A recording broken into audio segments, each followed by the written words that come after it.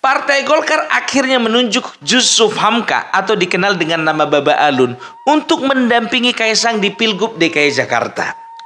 Gimana Pak Ahok? Minat lagi di Jakarta? Biar apa dulu? Biar face to face dulu kalian sama Baba Alun. Aduh, ya. Jadi begini, ya kalau misalnya dikatakan Jusuf Hamka atau Baba Alun, kalau orang Jakarta nggak ada yang nggak tahu lah. Berduit bro.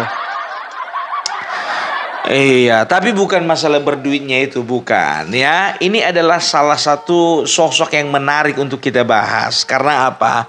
Kalau aku katakan sih memang ini pilihan yang tepat. Walaupun gak terlalu tepat. Menurutku, ya kan? Ya karena memang ini dengan berbagai pertimbangan. Apa pertimbangannya? Tadinya Partai Golkar kan ingin menugaskan atau menunjuk Ridwan Kamil untuk untuk diusung di Pilgub DKI Jakarta. Cuman masalahnya Ridwan Kamil sampai sekarang elektabilitasnya tak kunjung naik. Gitu dia, nggak kunjung naik gitu ya, karena memang sebetulnya dia kan basisnya itu kan ada di Jawa Barat ya kan. Kalau di Jakarta itu memang agak terlalu memaksakan diri lah. Gitu dia ya. Tapi kalau misalnya dikatakan basisnya di Jawa Barat, Baba Alun kan juga bukan asli Jakarta. Iya, dia aslinya orang Kalimantan Timur itu. Ya, tapi dia menjadi salah satu tokoh yang paling penting ya untuk infrastruktur yang ada di Indonesia ini. Tepuk tangan dulu. Siapa yang nggak kenal lah? Itu tokenya jalan tol itu. Untuk kalian yang suka lewat warawiri di jalan tol, entah tolnya Baba Alun itu yang kalian lewati itu.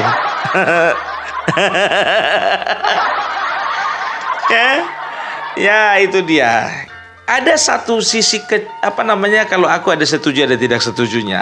Aku dari sisi tidak setujunya aja lah dulu ya, biar enak kita ngomong. Dari sisi tidak setujunya ya, bisa dikatakan kan kalau Baba Alun ini kan belum terlalu familiar ya di partai ya, karena memang dia sendiri mengakui bahwasannya dia itu dipanggil oleh ketum ya, oleh karena dalam rangka bagaimana supaya bisa memajukan kota Jakarta, terlebih lagi mengatasi masalah kemacetan. Ya, jadi dia itu pure pengusaha, ya. Dia itu nggak suka neko-neko, ya kan? Nggak kayak yang sebelah. Nggak punya uang, ngaku punya uang. Kalau dia punya uang, ngaku nggak punya uang itu. Kalau ditanya, Bapak Alun orang kaya? Nggak, semua milik Allah kok. Gitu. Kalau yang kemarin-kemarin itu kan kita udah sewa bus kok, kita udah panggil apa segala macam kok, kita udah sewa pengacara 1.000. Kita udah siapkan pengacara 1.000 tim pengacara katanya. Bayar dari mana? Pakai apa? Nggak punya uang, sok bilang punya uang kan gitu. Itu yang kemarin gitu. Lebih bagus kayak Baba Alun ini, punya uang bilang nggak punya uang. Iya dah. Jadi aku kurang setujunya cuman di situ aja sih. Lain dari itu enggak semuanya setuju. Yang pertama ya, kenapa aku setuju? Yang pertama, dia ini bisa dikatakan tokoh yang ikut membangun Jakarta. Ingat, yang dibangunnya itu jalan tol, bukan monumen bambu.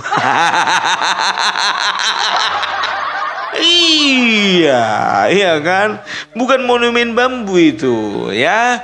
Baru dia itu membangun banyak sekali trotoar, bukan mewarnai trotoar. Aduh.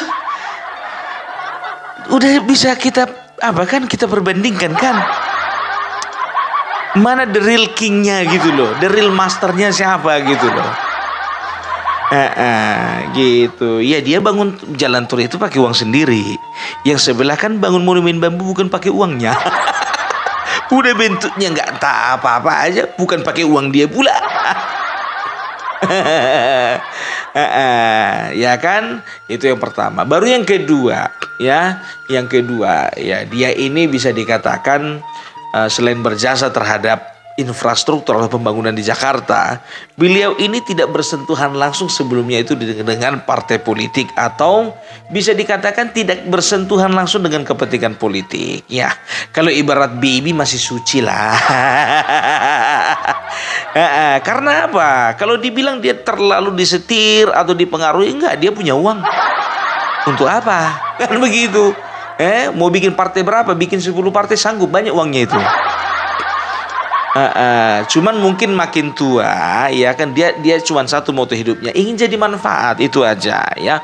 Mungkin dengan dia menjadi wakil gubernur nantinya, dia bisa menjadi manfaat dengan ruang lingkup yang lebih besar lagi. Itu dia. Jadi yang kedua itu ya bisa dikatakan masih bersih lah, karena dia tidak bersinggungan langsung dengan dunia politik gitu, tidak bersinggungan langsung, lebih ke kepentingan politik gitu. Baru yang ketiga. Ya, yang ketiga ini aku setuju dengan dia. Dia karena memang dari segi ketokohan, siapa sih yang nggak kenal dengan Baba Alun gitu? Ya, karena memang dia ini punya sifat kemanusiaan yang sangat tinggi. Ya, bisa kita lihat perusahaan-perusahaannya itu adalah perusahaan yang berbasiskan dengan kemanusiaan. Ya, tidak hanya profit oriented. Dia memikirkan bagaimana nasib karyawannya. Ya, itu yang pertama. Baru yang kedua, dia itu dari segi sosialnya, dia itu tahu enggak kalian, setiap kelurahan di DKI Jakarta dia ada warung Baba Alun, ya walaupun nggak gratis, tapi dia berikan subsidi untuk makan kepada masyarakat yang ada di sana. Iya, ini bagi yang nggak tahu ya, nasi, coba bayangkan kalian ya, nasi itu mereka beli itu hanya sekedar sekitar 3.000 rupiah gitu. Nasi harga 10.000, katakanlah dulu 10.000, mana ada lagi nasi yang 3.000 kan. Harga nasi rata-rata katakanlah 10.000, ya itu 3.000. Ya, tapi dia kemarin bilang katanya dia itu 10.000, dia itu beli lagi di UMKM gitu loh. Jadi dia beli UMKM itu harga nasi itu sekitar 8.000, dia beli dari UMKM karena dia nggak punya catering. Dia sengaja ya, dia berdayakan UMKM supaya apa? Supaya lewat UMKM yang dia berdayakan ini, UMKM mendapatkan keuntungan, dan dia juga menjadi barokah, menjadi sumber, bisa menjadi manfaat gitu untuk orang lain gitu loh. 3.000 nasi setiap hari ya, warung Baba Alun ya, di setiap kelurahan yang ada di Jakarta. Ya mungkin gak semua kelurahan, tapi menurutku ini adalah salah satu langkah yang luar biasa ya. Dari sini dia punya program bagaimana kedepannya dia punya program pendidikan gratis, makan gratis, dan juga kalau bisa pengobatan gratis gitu. Iya ya, harus ada seperti inilah ya, pemimpinnya muda yang wakilnya itu yang apa namanya, yang ya bisa dikatakan bukan tua lah, dewasa. matang bukan tua, matang. Supaya mereka ini bisa searah, bekerjanya dengan terarah gitu loh ya. Dan jadi dia juga katakan bahwasanya dia punya mimpi ya, kalau sebetulnya dia pengen pensiun, tapi kalau tugas negara sudah memanggil, kenapa enggak ya. Itu dia dari Baba Alun. Itu faktor ketiga. Baru faktor keempat, dari segi elektabilitas, kurasa kalau Baba Alun ini ya, dia ini bisa dikatakan dia ini akan menyedot ya, akan menghisap konstituen dari dari konstituennya Ahok dulu ya. Kalau kita tahu sendiri bagaimana Ahok ini pun juga dicintai bukan hanya masyarakat mayoritas tapi juga minoritas ya. Ya orang-orang saudara-saudara kita dari suku Tionghoa ya. Jadi kalau sempat misalnya Ahok tidak jadi di Jakarta ya, bisa dipastikan hampir semua suara saudara-saudara kita yang Tionghoa itu pasti ke Baba Alun gitu ya, karena beliau adalah seorang Tionghoa asli, dan juga dia itu seorang penganut agama Muslim yang betul-betul taat. Gitu dia ya. Jadi kalau bisa dipastikan tidak akan ada lagi istilah-istilah penistaan agama, nggak ada. Nggak ada, dan nggak akan pernah dia salah menyebutkan ayat, nggak pernah. Iya kan, kadang-kadang itu dia ya, lawan politik ini kadang-kadang kita harus hati-hati. Niat kita tidak seperti itu, tapi ditangkapnya seperti itu, kan begitu. Ya, jadi itu dia. Jadi kalau ku bilang ini, kalau misalnya sempat dia dengan Kaisang, ini adalah kombinasi yang sangat lengkap gitu loh. Untuk pemilih 40 tahun ke atas ya, itu bisa dipastikan ini akan mereka akan mencari pemilih yang betul-betul pemimpin yang betul-betul bijaksana ya, dan itu terwakilkan oleh kehadirannya Baba Alun ya. Untuk pemilih dari kaum Gen Z ya, inilah yang bisa bisa terhisap oleh daya tariknya si Mas Kaisang gitu ya. Jadi kalau bisa dikatakan ini salah satu kombinasi yang luar biasa ya, tapi tergantung Kaisangnya masih mau tetap di Jakarta atau di Jawa Tengah. Gitu dia, karena untuk saat ini gacuannya Pak Jokowi, M Lutfi di sana masih agak di atas gitulah, masih aman. Kecuali contohnya ya, elektabilitasnya M Lutfi agak baru Kaisang ke sana. Iya, kan udah ku bilang ini perang terbuka antara terahnya Jokowi dengan terahnya Banteng. Mau bilang apa kita? Sudahlah, nggak usah ditutup-tutupi. Bukan masalah calon ini dengan calon sana, bukan. Politik ini bos, politik. Gitu. Jadi ya sudahlah ya. Kalau orang sana bisa lah dibungkus kata-katanya. Kalau aku minta maaf, nggak pala bisa aku membungkus kata-kataku. Aku ini apa adanya. Cemana mau dibilang ya kan? Jangan benci kalian sama aku. Awak ini apa lah? Awak pembaca berita. Iya, ya kan? Itu dia ya. Jadi memang Ridwan Kamil ini bisa dikatakan ini dilema. Kita ke Ridwan Kamil lah dulu. Agak kasihan aku ngeliat kawan ini. Betul. Ya bukannya menyindir, bukan. Karena apa? Ya ini orang potensial. Tapi di Jawa Barat itu aku nggak ngerti entah kenapa ya. Di Jawa Barat itu memang luar biasa gitu loh. Sosok-sosok yang betul-betul kuat gitu loh. Seperti Mas Ridwan Kamil, Kang Deddy Mulyadi, ya kan. Sehingga kalau contohnya aku diperhadapkan dengan pilihan, kalau misalnya aku punya KTP Jawa Barat, aku pasti bingung. Kalau sempat Ridwan Kamil sama Deddy Mulyadi di sana tanding, nggak bisa aku memilih antara yang mana. Iya kan begitu, antara malaikat dari surga atau malaikat dari kayangan. Iya kan, sama-sama malaikat gitu loh, sama-sama orang baik, sama-sama bisa dikatakan ya punya prestasi, sama-sama punya jiwa sosial yang tinggi kan begitu. Ya jadi beruntunglah untuk kalian di Jawa Barat ya, kalian itu tidak kekurangan pemimpin yang luar biasa. Iya. Bager-bager eta pemimpin anu aya di sana nah. Nu aya di sana, nu aya di dinya. Kasep euy. Kang Deddy Mulyadi mah keren, Kang Ridwan Kamil keren. Nya heueuh atuh lamun eta saha eta anu ngaranna Egy Sujana kumaha ya? Ya kalau yang itu lain lah dulu itu. Ya nggak masuk kategori itu sama aku. Ya kalau itu kan itu lain lah ya kan, kita punya hak juga kan, suka sama siapa tidak suka sama siapa kan begitu. Tapi sejauh ini Jawa Barat itu luar biasa lah ya, bisa maju bisa pesat kan begitu. Kita doakan nanti Jawa Tengah ya akan mendapatkan pemimpin sama seperti pemimpin di Jawa Barat yang bisa mengangkat derajat provinsinya, yang bisa juga mengangkat perekonomian provinsinya.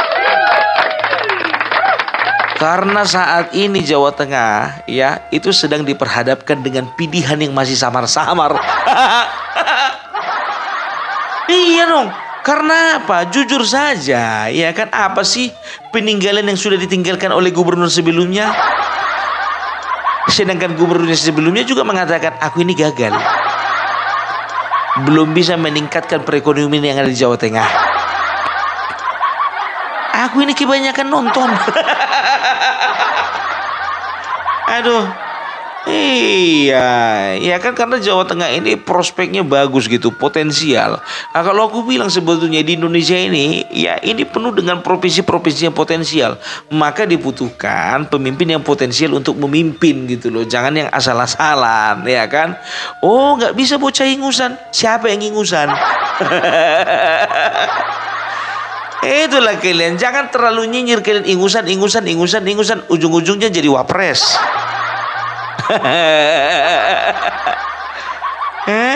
Banyak pemimpin-pemimpin muda yang lainnya sebetulnya yang bisa yang terpilih kemarin itu sewaktu zamannya sebelumnya si Gibran itu. Tapi kan gak muncul ke permukaan bahasa-bahasa seperti itu karena apa? Karena kalian suka.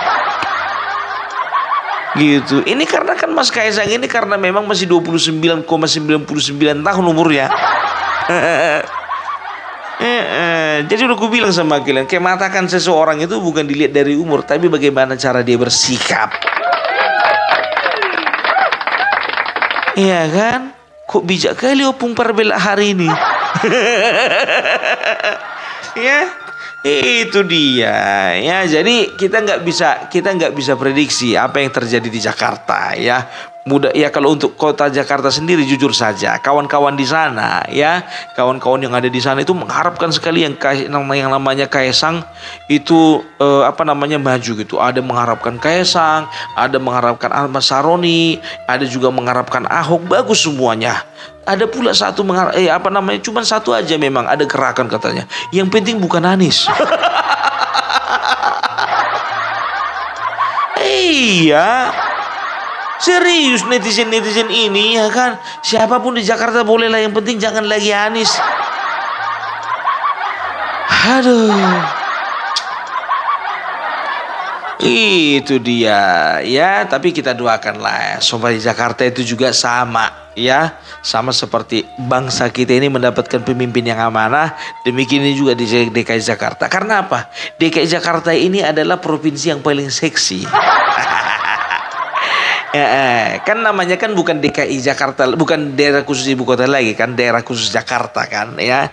Jadi bisa dikatakan walaupun IKN itu akan pindah, pusat pemerintahan akan pindah di IKN, tapi Jakarta masih merupakan sebuah provinsi yang patut untuk diperebutkan.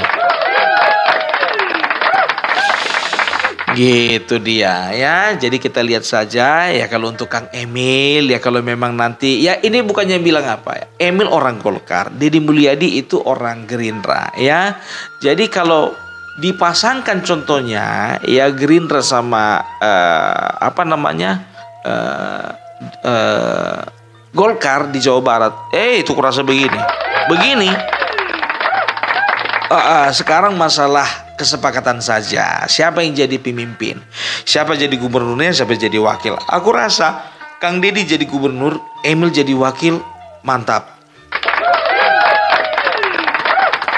Begitu sebaliknya juga, ya kan? Kang Emil jadi gubernur, Kang Deddy jadi wakil, juga mantap. Itu dia, ya kan? Sama kayak di Sumatera Utara, ya kan?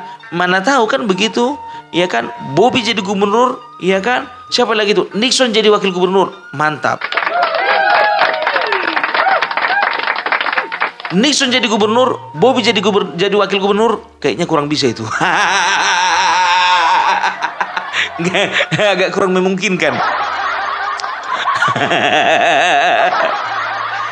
Aduh, ya iyalah, didukung 7 partai kok mau jadi wakil lah. Bagus-bagus lah. Nah, tapi itulah dia ya. Memang ini yang jadi sorotan sama kita ini beberapa provinsi nih, DKI Jakarta, Jawa Barat, Jawa Tengah, Jawa Timur, Sumatera Utara. 5 provinsi yang menjadi pusat perhatian di Indonesia. Tapi itulah dia. Bagaimanapun ya situasinya, bagaimanapun keadaannya, ya baiklah kita memilih dengan tenang, dengan pikiran yang jernih, dengan hati yang bersih ya. Maka kita akan mendapatkan pemimpin sama seperti kita mendapatkan seorang presiden. Iya kan? Iya, itulah dia ya. Salam Parpelak, salam NKRI, NKRI harga mati.